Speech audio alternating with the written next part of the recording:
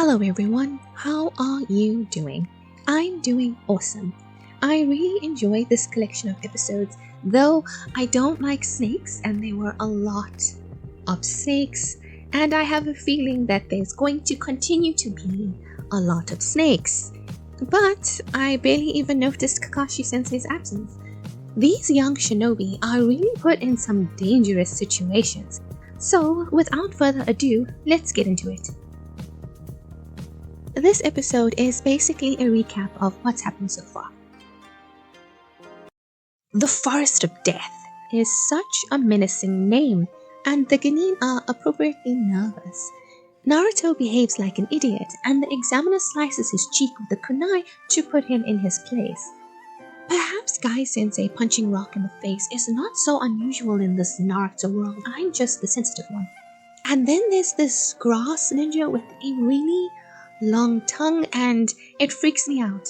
I don't like the long tongue, and it's gross to use it to pick a weapon up off of the floor. Germs! The examiner then asks them to sign consent forms, and it's wild that consent forms exist in this world. The rookie Genin are like what? 12, 13, 14? How can they sign consent forms? Where are their parents? What is the age of adulthood in this world? Can Naruto vote, drink, gamble, smoke a cigarette? He can certainly be a soldier and die in battle. The object of the exam is to engage in a no-holds-barred fight to get two scrolls, a heaven and an earth. Some groups have the heaven, some the earth. To win, you must bring both scrolls with your whole team intact to the center tower within 5 days. You also don't know which teams have which scroll, and the forest is very dangerous. This test also measures endurance behind enemy lines. This is designed to be a grueling test, and I'm sure some of you won't be up to the challenge. Just don't die! So far in the story, we haven't learned much about Naruto's classmates, the other rookie Genin. Shikamaru's whole thing is not caring. Choji just wants to eat, and Ino just wants to fight with Sakura. I find that I quite like Kiba, and I have no reason why. He's always got this dog sitting on his head. I love dogs. Shino has a thing with bugs, and I like his shades. Hinata is a sweetheart. In the past, I have not been the biggest fan of the really shy, sweet voice, soft voice, female character, but we haven't actually seen that much of Hinata, so I'm not gonna judge her preemptively. I think we're going to see a lot more of all of them in this arc, and I'm looking forward to it. Once the exam begins and the ninjas enter the arena, Hinata's team are the first to be badasses. Well, they're the first that we see be badasses. The giant leeches really messed me up though. Smart thinking, but so brutal. Reminds me of Kakashi using dogs on Sabuza. These ninjas are ruthless. Naruto goes to pee, and some ninja takes his place to infiltrate Squad 7, but Sasuke notices right away because he is a smart and observant young man. At the end of the episode, both Sasuke and Sakura look ready to fight. I hope we're going to see some of Sakura's skills. Sasuke is doing a lot of cool things at the start of this episode. He utilizes some of the skills Sensei taught him. As this fight is going on and Sasuke is being admittedly very cool, he shouts at Sakura to not just stand around and to look around for the imposter's teammates. And I think it's a bad idea to be on the same team as someone that you have feelings for, because so far a lot of the time Sakura just gets caught up in watching Sasuke. I mean, there hasn't been that many fights, but it seems to be the case. Maybe if she was in a different team, she would be more active and less of a supporting role. So I don't know, I'm just thinking out loud here, just thinking out loud. Anyway, the guy didn't come in with his teammates. After this deception, the squad comes up with a password that is far too long, Sasuke.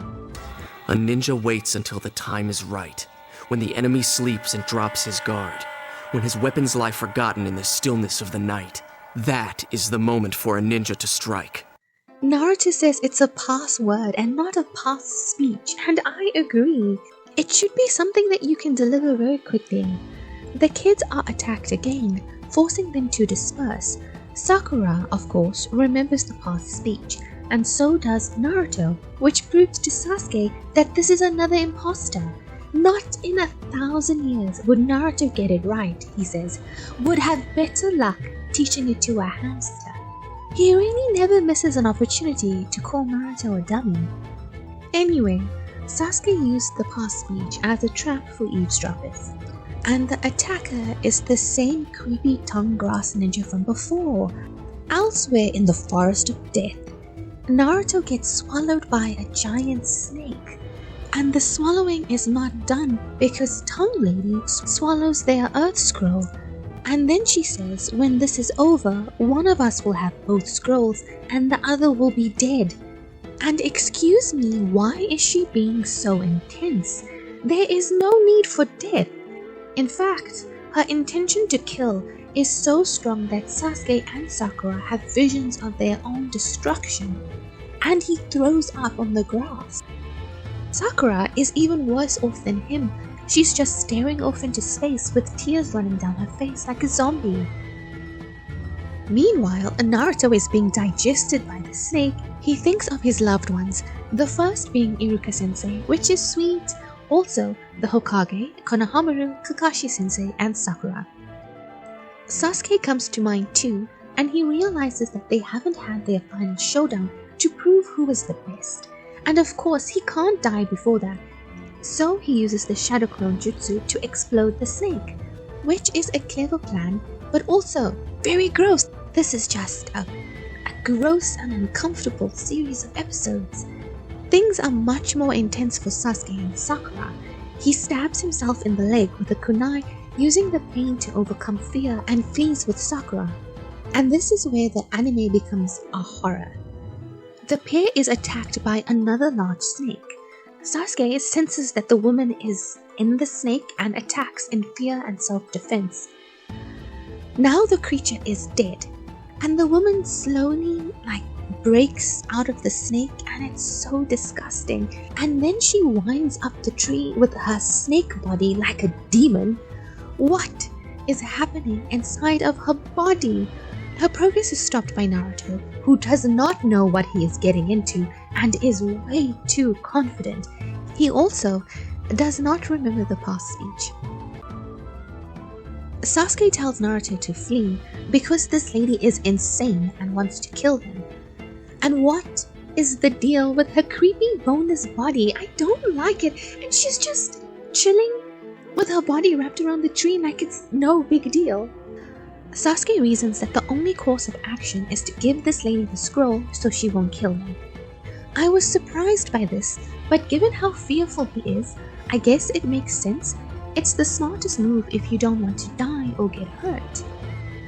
Just as he is tossing it to her, Naruto moves very fast to intercept it. He was quite far away, so he really moved fast, and then he punches Sasuke in the face for being a little bitch. I'm not saying he was being a little bitch, but that's certainly what Naruto thinks. How can the Sasuke he knows choke and give up?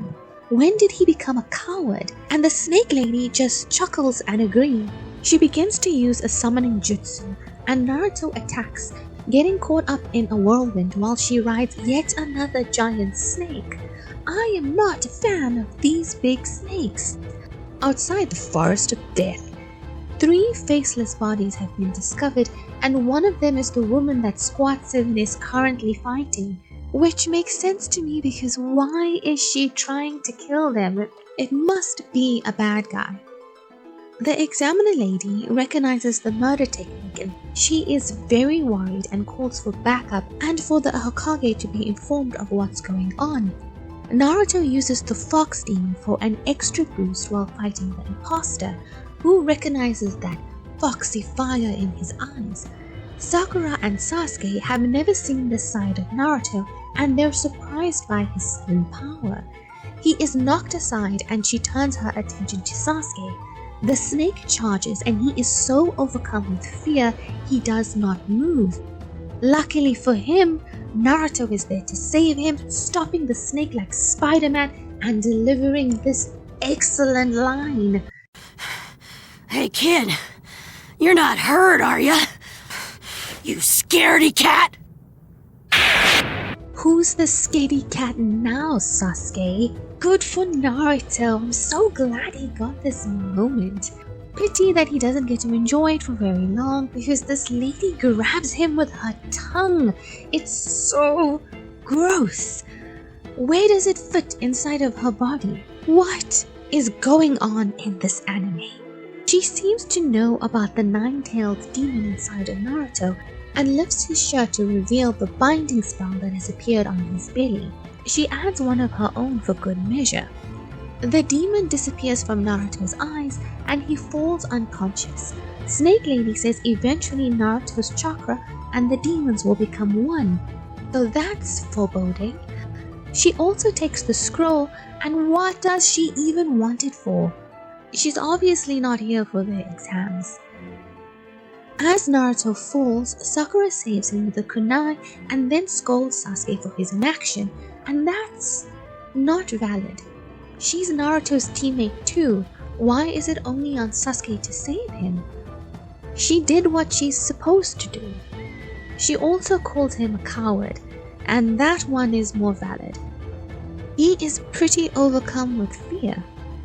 We hear his internal thoughts, and he remembers something his brother said to him. You can't kill me. You're not strong enough. Your life is too precious to you. Run away and live. So this makes a lot of sense to me, because when I was watching this, I remembered his reaction to Sabuza and Kakashi's aura that one time, and then his intense fear this time, and I'm thinking, does Sasuke have PTSD or something? Like, did he come face to face with this kind of deathly aura before, and so that's why he has such a strong reaction whenever he feels it again? I was not correct, but I was thinking along the right lines.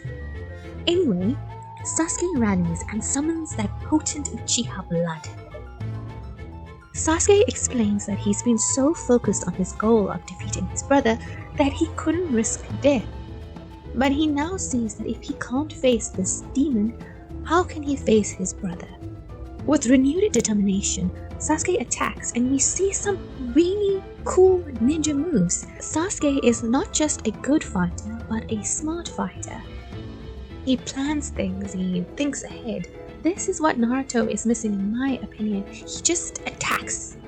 And I don't think he really thinks of what he's going to do. Sasuke uses his Sharingan to ensure that his aim is true and he can see the grass ninja's moves. And he breathes so much fire. I'm very impressed. And then he gives her like a super suplex, and this would have been his first kill, as far as I know, if it had actually been her, but it wasn't. Sasuke swings through the trees and the fight continues. It seems like she's beaten him, but she did not. He planted paper bombs on her clothes and he's being such a clever ninja. And then he gets her caught in something called a Sharingan windmill triple attack, and it's awesome. And then he uses Dragon's Breath to burn her alive, and she screams, and it's quite visceral. Man, Sasuke really is excellent in this sequence. It's the best fighting we've seen since Sabuza and Kakashi the first time. Now, after all of that, you'd think, oh, this lady is definitely extra crispy, but no, that was not enough. The ninja breaks free from the binds and we see a portion of the face underneath her face, and her voice is now that of a man. He introduces himself as Orochimaru, and he is impressed by young Master Uchiha. He looks forward to their next meeting after he passes his exams, and then he burns their scroll, I guess just to be a dick, which means that they need 2 scrolls in order to pass the exam.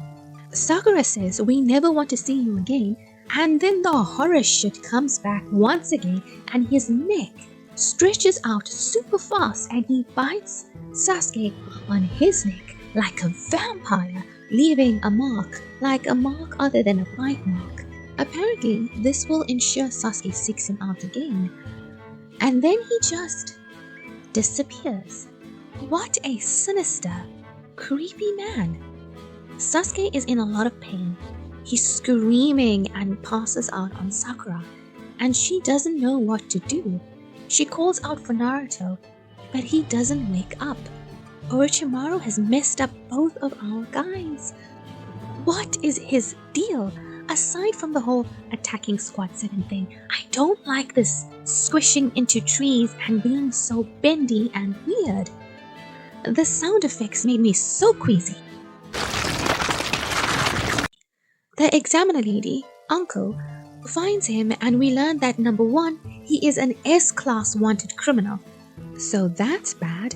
Number 2, he is her former sensei, which implies he was once a leaf ninja, which would explain how he knows about Naruto.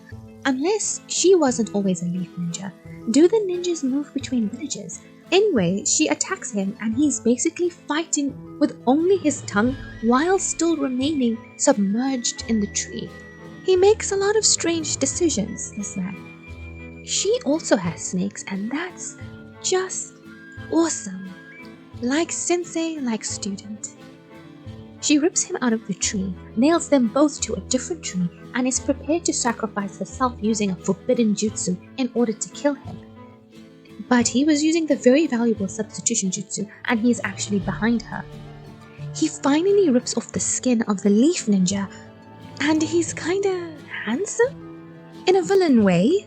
I mean, just the creepiest, discomforting man to ever exist, but also I'm not repulsed. In fact, I may be the opposite of repulsed. Like, he's hot? Maybe? This is very confusing. As they continue talking, it seems he is amassing followers and this curse mark thing is a method of control. She has one and now Sasuke has one too. He is very excited about the possibility of making Sasuke his heir. And I am worried for young Master Uchiha. Orochimaru and Uncle clearly have a complicated history. He warns her that he doesn't want the exam to be stopped. The 3 sound ninjas are his followers. Also, his headband is not the grass ninja headband anymore, but the sound ninja headband. So you see, I'm paying attention. He warns her that if the exams stop, he will destroy the Leaf Village. So he must be very powerful. While I'm still reeling from this encounter and the revelation of Orochimaru's kind of handsome face, we check in with Rocky's group. They've decided to split up, and I hope that is not a mistake. Sakura has the boys safely tucked away and seems resolved to protect them. Anko is surrounded by tigers just as she is getting ready to leave. She's saved by the elite Anbu soldiers who recognize the curse mark and what it means. She asks them to take her to the tower and to bring the Hokage there. I'm guessing this is so the exam can continue and they don't provoke Orochimaru just yet. Just outside the cave where Sakura is keeping Naruto and Sasuke, the Sound Ninjas are preparing to attack Squad 7 at daybreak on Orochimaru's orders. But what is Sakura going to do? The boys are out cold. So, even though I'm very much enjoying myself, I am going to stop here. I cannot begin to explain how confusing it was when Orochimaru took off the grass ninja's face and he's not gross or disgusting. Well, I mean, his smile is a bit like deep. I'm not opposed to a large mouth. The whole long hair, pale skin and swoop of purple on the eye is exactly my kind of thing. And he's really pulling off the snake eyes. I'm excited to see what he's going to do next. No doubt it will be weird as hell. Thank you so much for watching this video. If you enjoyed it, please like, subscribe to the channel if you haven't already. I hope that you have an awesome day. I'm Kayla. See you next time. Bye.